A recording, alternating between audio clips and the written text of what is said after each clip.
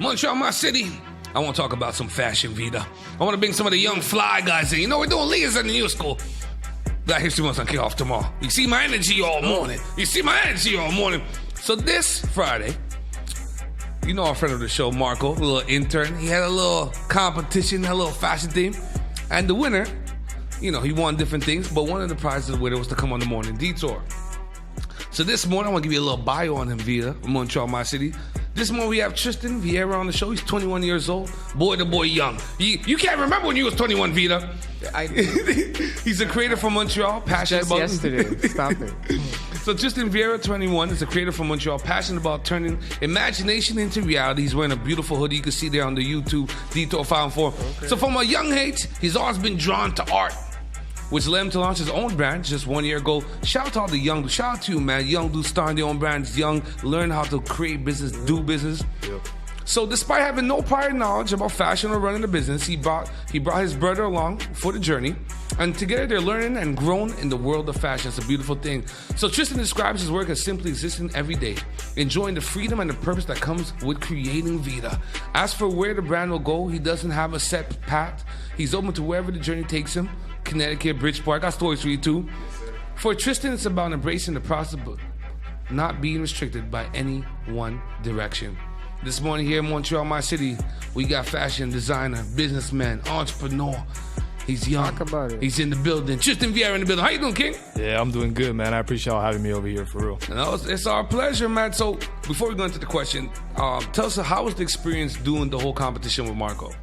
Yo, honestly, it was my first time doing anything like that, a YouTube video like that, but honestly, it was a beautiful experience. Some beautiful people out there, some other brands. They showed me some very nice stuff. Nah, show your coat, man. We on video, man. Let the thing shine, man. You got the stylists coming up next.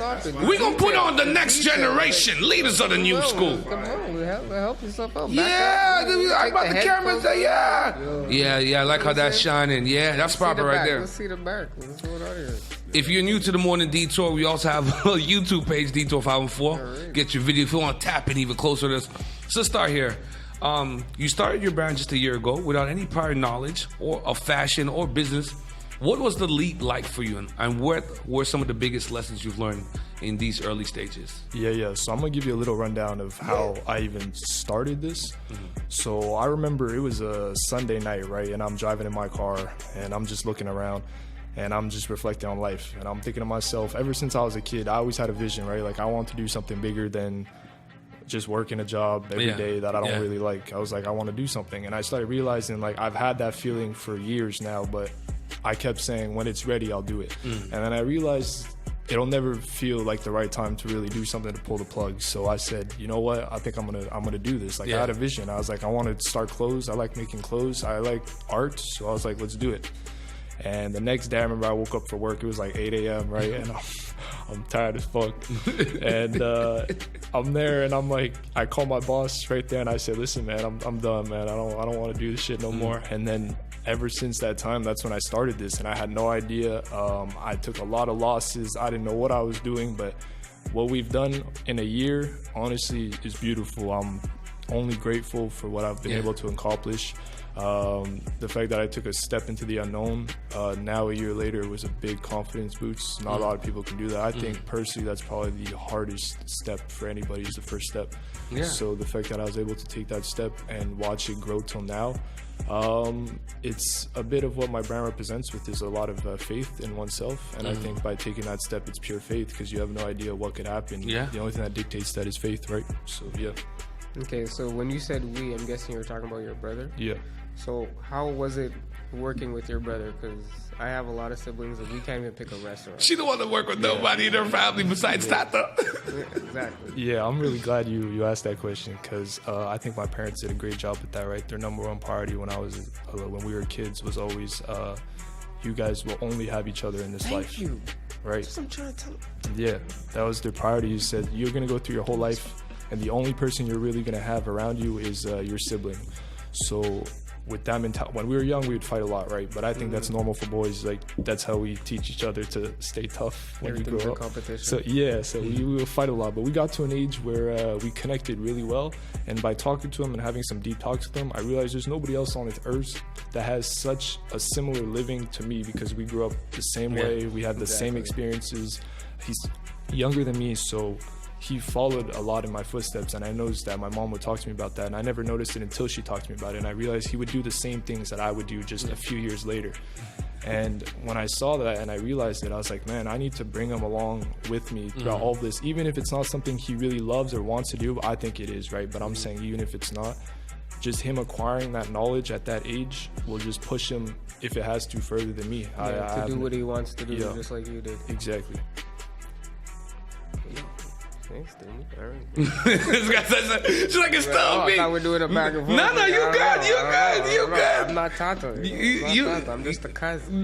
You good. Okay. Listen, they get tired of my voice after a while. Like I'm so impressed by you, because a lot of people, it'll take them to be 30 plus to even like bet on themselves like that. To be 21 is like, you know what, I'm gonna put caution to the wind and I'm gonna get into this thing. That shows a lot of determination to you. Shows a lot of character, and that's where character comes from. It's like when your back's against the wall, when all the chips are faced against you, who are you? What person are you? And that's what you're discovering now. You're not going to wait till 30 plus. You're going to discover this at 21. You're going to be better for it. By 25, you're going to have this thing locked up. You'll be living in the house like PK. You're going to have this thing locked up. Yeah. But now that you got it off the ground, like, where do you see it going? Like, so, like, a bit about myself is it's a clothing brand, but at the same time, the way I see it is it's just a creation from my mind. That's my favorite part about it, is the fact that there's something that I have in my head that I get to put physically. And I think that's how all of humanity works, right? These mics that we have in front of us, it was in somebody's mind before it became real. So it's just the process of creating that's beautiful to me, and I just really enjoy being able to make art and then putting it into a physical form. So as I keep prolonging, it's just making the nicest pieces I can make that I personally like a lot, and then having people gravitate towards my art, my creation. So it's kind of building my own reality and having others kind of bring into this reality that I could create from my mind. So I don't have a set destination as in this is the exact path I want to go down. I just want to keep building, keep creating, because by setting myself a specific path, I think that limits me. Personally, I think it limits me. So I'll just take any offers, any experiences that people give me. Like this YouTube video brought me here. Never would I have thought that would have happened, right? Well, you know, #1 urban morning show in the country. But hold on, before you go to your next question, I'll be reminiscent if I don't ask you, what are the pieces you make? I know you have the hoodie on right now. The hoodie's beautiful. Rick got it. Detour Found 4 on the YouTube. Yeah. What are the other pieces that people can purchase, and where can they purchase some of your pieces? So I'm very active on Instagram. So Bonnezzz Montreal. Honestly, I do a lot of streetwear. So right now I did tracksuits. I have this sweater. And I'm currently working on a lot more pieces right now because, like I said, when I started off, the hardest part in the beginning personally was insecurity, because you don't know how other people are going to perceive your art. So it's scary, right? Yeah. But as you go along, that's the best confidence, or that's the best part about building confidence, is seeing people enjoy what you make. Yeah. And then it gives you the confidence now to feel more free when you're creating this art. So I want to put out more. I have some pants that I'm going to be putting out. Yeah, man. Send me the link, man. I love a sweatsuit. I love it. You know, Vita. Me and Vita be moving around. We're definitely trying to take the show on the road. It's definitely this is our year. Yeah. So I love a tracksuit, man. Jeans is too restricted. Yeah. Nice little tracks with a North Face. We lucky, boy. Okay. What, like, okay, so you gonna do jackets? Is it only like sportswear? Since only male? No, definitely unisex. Anyone can wear my stuff. Anybody who likes it. I think that's a beautiful part about fashion too. Is that's a mentality. Anyone can wear anything that they like, right? There's no gender to any clothes. Just wear whatever you like. So definitely not restricted for gender. But I have some jean shorts, so that's a bit different. I was doing a lot of sweatsuits, sweaters, jogging pants, but I want to tap into different materials, so more denim, jeans type. I've thought about jackets. It's all things that I've put in drawing, but now all that's left is to put it in real life, to just create in real life. But you can expect, honestly, I'm just gonna say it like that. You can expect anything from me when it comes to clothes. I can make anything that I think will be nice. You see what happened? So let me ask you this as we round this up. As a young creator in Montreal, how do you see your brand contributing to the local scene?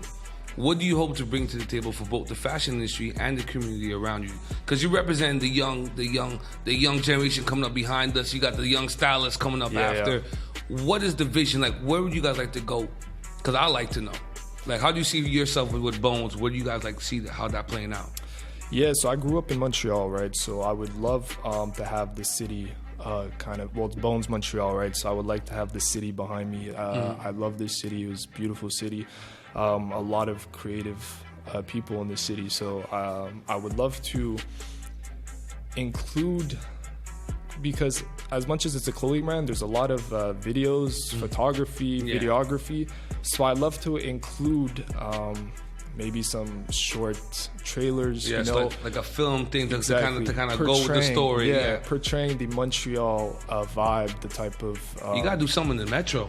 You gotta do, you know, it's not Montreal if you don't do something in metro. We gotta go on the tracks where you can't go. You gotta do something in metro. I'm telling you, we can do anything. Where's all the skateboarders and everything? Yeah, did they take away all the parks? I don't know what happened to the skateboard. We still got the one over there. I sure know. We still got the skate park over there, right? By Benny? Oh God. I'm telling you. What? Okay. Valerie Palm was just not down with the skaters. Okay, I should have asked her today. I'm sorry. We'll talk about it on the intro. I don't know. Yeah, but I'd love for you to add videos to your clothing, because now it adds a story, right? Yeah. And people buy into stories. That's a beautiful thing.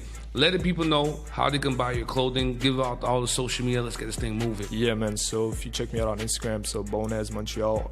I say Bonnezzz because it could be known as Bones or Bonnezzz. People pronounce S or it Z? Yeah, it's a Z. So BONEZZ Montreal on Instagram. And if you go in the bio, it's bonnezzmontreal.com. Same thing for the site. And yeah, man, just show some love. And listen, man, anytime you drop some new stuff, let us know, man. Send us the link. We'll purchase. We love supporting Montreal designers, man. Appreciate Thank you for being on the Morning Detour. I appreciate you guys so much, man. Love, man.